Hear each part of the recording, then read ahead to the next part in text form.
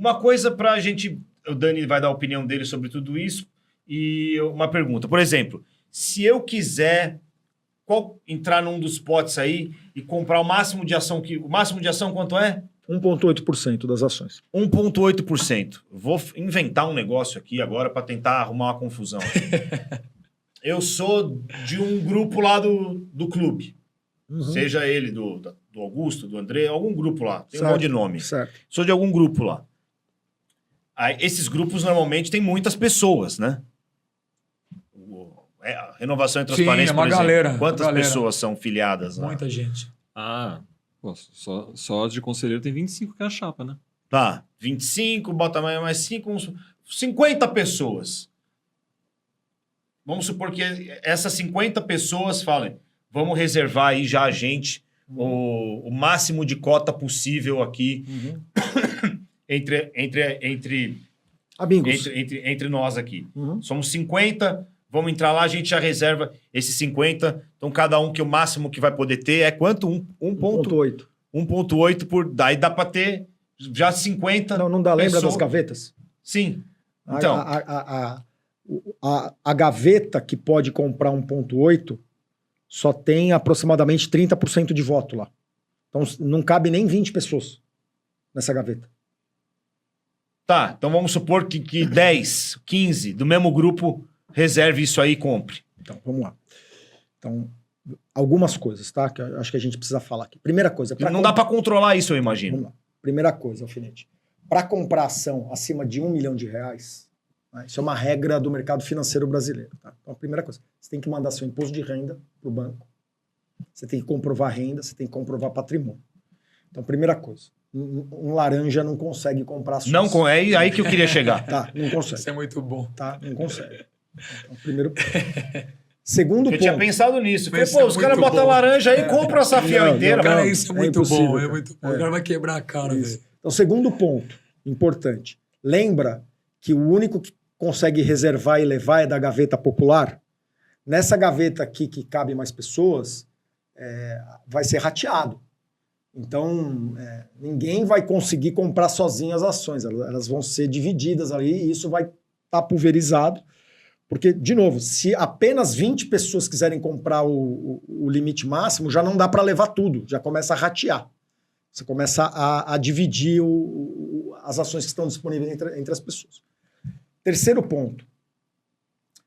Nenhum acionista da Safiel, nenhum, consegue ter cargo na gestão. Ele não consegue. Lembra que quem tem caneta é só o conselheiro independente? E se ele quiser botar o laranja lá no cargo? Laranja em que cargo? Conselheiro independente? É. Então vamos lá. O conselheiro independente... Eu tô causando aqui, Vamos lá. tá? Boa, cara. Eu adoro isso. Vamos lá. Laranja. Conselheiro independente. Um cara que está 20 anos sendo conselheiro de administração de Embraer, de Itaú, de... Vai ser laranja de alguém? Cara, vamos lá. E vai ter um voto ali de 5 conselheiros, né? Assim, outro ponto importante. Qualquer alteração em regra estatutária precisa da aprovação de 2/3 de corintianos.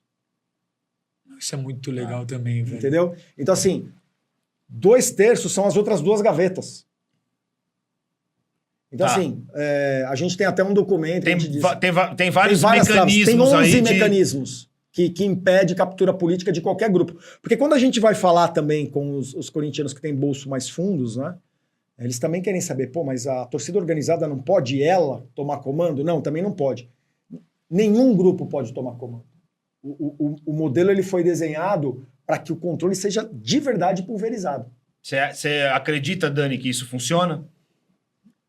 Eu tenho uma preocupação sobre isso, que é o seguinte. Eu concordo realmente que... Precisa de mais água. Eu queria. Eu concordo com essa visão de que vai ser muito difícil você juntar pessoas, por exemplo, para assumir o controle. Isso é verdade. Mas uma das preocupações que eu já dividi com o pessoal da Safiel é que hoje nenhum mecanismo ali na estrutura obriga que haja participação dos acionistas de todas as gavetas numa composição de maioria. O que eu quero dizer com isso? O pote maior, ele tem ali 30% das ações. O pote do meio, ele tem 45% das ações e o pote popular tem 25%. Então, em tese, eu posso construir uma maioria só com os maiores acionistas dos 2 primeiros potes. Eu não preciso Sim. obrigatoriamente ter ali pessoas que têm poucas ações fazendo parte disso, compondo uma maioria. Eu cheguei a imaginar já, eu conversei com o Salucci muito sobre isso, quando a gente conversou, imaginar algum tipo de gatilho ali que obrigue que tenha voto de todas as gavetas em uma maioria quando houvesse uma votação.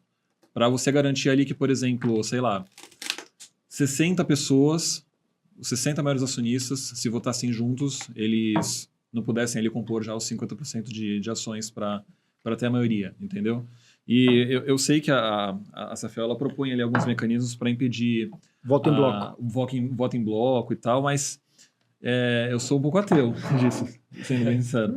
Porque, assim, nada impede que num jantar, por exemplo, a gente possa discutir sobre o que vai ser votado e eventualmente compor ali e formar a opinião das pessoas. As pessoas elas podem ali discutir entre si e decidir votar em um mesmo caminho. Como é que eu vou dizer que isso é uma composição de má fé, por exemplo, sabe? As pessoas elas conversam entre si. Ou os, sim. os organizados, por exemplo. Mas aí acho que você vai ter que Conversar pra mudar 2/3 o de ser ações humano, né? é- Porque sempre vai ter alguma... É impossível. É só para deixar um pouco claro, aqui nesse desenho do Corinthians, né, da Safiel, a gente está falando de 1,8.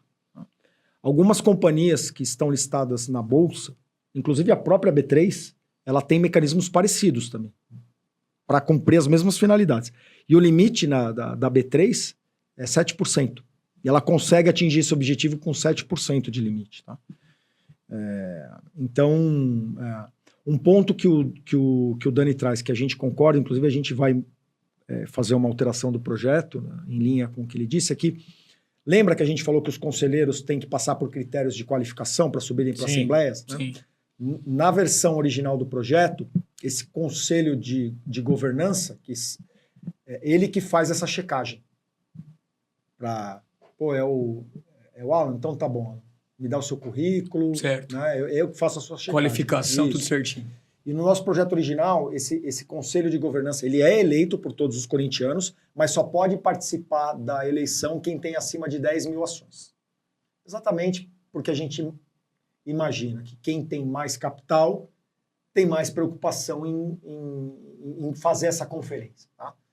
E uma coisa que a gente vai fazer, nós vamos modular esse conselho para que a gente inclua acionistas menores também nesse trabalho de conferência. Tá? E aí, com o tempo, pode abrir mais ações, né? Então, esse é um ponto espetacular do projeto, na minha opinião, também. Tá? E o que acontece? Isso é na largada, tá? Na largada, nós teremos esse limite máximo, que a gente já viu que vai ser muito difícil de chegar. E você acredita que essa reserva vende? Rápido. Totalmente. Você acredita, Dani? Totalmente. Botou, saiu anunciou, pum. Totalmente. Aí acha eu que vou vende comprar, tudo? eu compro. Eu não sei se no prazo que está proposto. Qual é o prazo que está proposto? 30 dias, né? Não, 30 o dias. prazo de reserva a gente ainda não tem ele meio fechado assim. Eu sempre digo que ele vai ser no mínimo 30 dias e no máximo alguma coisa assim, no limite 2 meses, alguma coisa assim. Mas Tem que bater 1,6 bi. bi e meio, 1,6 bi de captação. Rapaz. Rapaz. Mas tem um detalhe, né? Mas vale para o mundo todo. O cara que está lá em Tóquio pode comprar. Pois é. Esse 1 bi 600, ele não precisa ser composto só por ações de torcedores, por exemplo. Um mínimo metade tem que ser disso. Mas a outra metade pode ser em ações de empresas, por exemplo, que podem se interessar em participar. Lembra que eu falei que Isso tem é um outro muito tipo de acionista? Muito bom, velho. Muito bom. Que é um ponto que o Bayer tem, por exemplo, né? O Bayern de Munique, ele é composto assim, 75% das ações são divididas entre os sócios do clube, né? Naquele modelo que foi separado, e 25% é dividido em 3 empresas. Cada uma ela detém 8,3% das ações. Acho que é a Adidas... Allianz e Audi. Isso, a Allianz, que é a dona do Emirates do estádio, né? E a Audi, né? Esse é um ponto, inclusive, que me preocupa um pouco. Não é uma preocupação, eu acho. É mais uma dúvida que eu tenho, né? Porque a gente vê que no Bayer existe um pouco desse lobby, né? Muitas pessoas que compõem o conselho de administração do Bayer foram ex-gestoras de empresas que são acionistas da Bayer, né? Eu fico pensando como que a gente pode impedir que haja alguma ligação desse sentido nesses membros independentes do Conselho de Administração, de empresas que negociam com o Corinthians ou que já negociaram. É que o Bayer tem uma característica muito específica, Daniel. Essas 3 empresas, Adidas, Allianz e Audi, elas são patrocinadoras do clube também. Né? Sim.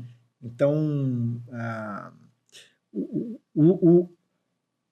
os torcedores do Bayern concordaram com isso, né? E claramente essas empresas têm privilégios como patrocinadores também. Tem mesmo. Eu acho que Isso está no se eu não modelo. estiver enganado, as 3 são alemãs. São alemãs e São da alemãs. mesma cidade, inclusive. É. Então ali é basicamente um bloco só. As empresas e os torcedores são quase a mesma coisa, Isso. sabe?